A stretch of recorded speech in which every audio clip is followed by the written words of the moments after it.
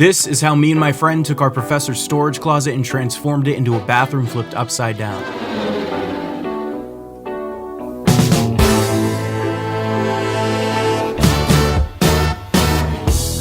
First, Tim drew out this plan for the space. We wanted the bathroom to be interesting beyond the whole upside down thing. So we took inspiration from the 70s, large bright tiles, funky patterns, and a pink toilet. But once we got everything out of the closet, we found a couple of problems that we'd have to work around. Like right when you walk in and you're greeted by the circuit breaker for the entire building. Then the walls, which were mostly brick, so attaching new walls to them would be a challenge. And this wall, which was completely exposed on the inside, so we needed to cover those up before the cops get involved. But there was some good news. After cleaning off the top, we uncovered 3 2x4s, which would be perfect support for the toilet.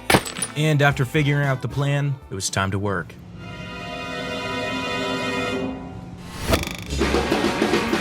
Our first and most grueling task was to cover up the walls and start with a clean, fresh slate that we could build the rest of the room off of. For the bottom half, which is actually the top half, this gets confusing, would be smooth, and the top half, which is actually supposed to be the bottom, would be tiles or something that resembled them. Also, it could be carved, so we cut deep grooves and rounded off each edge to create the illusion of individually placed tiles. Carving 1,200 tile lines by hand was very time-consuming, but it wasn't until we painted it, masked off around each groove, and filled them in with joint compound that they begun to feel convincing.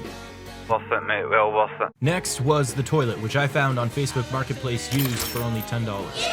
After bleaching it rather thoroughly and spray painting it pink, we added plexiglass in the bowl and resin on top of that. As the cherry on top, we scoured the ground for cigarette butts and added one in the toilet. That is when the cigarettes started leaking whatever's in a cigarette into the resin and turning it yellow, which we weren't expecting, but we ran with it.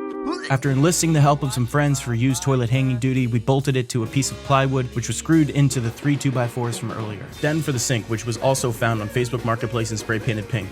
After drilling some holes in the wall, we fed power cords for lights into the room that I stole from my parents' basement. Then the ceiling itself was cut from masonite and we glued cheap vinyl flooring to it and a shag carpet. Once all the major room construction was done, it was time to focus on the details. Small items around the bathroom were super important to help sell the believability of a lived-in space. We soaked a bath towel in resin and hung it to dry in that position. We glued cotton swabs into jars. We sculpted a bar of soap from foam, and we scoured the streets yet again for cigarettes. Tasty little bit. That's just delicious. Which we super glued into an ashtray on the counter. After countless hours and many sleepless nights of work, why am I invisible? Where are my hands? We finally got to lay down on that hard, cold ceiling and look up at someone's bathroom. Why we decided to make it a bathroom, I don't remember.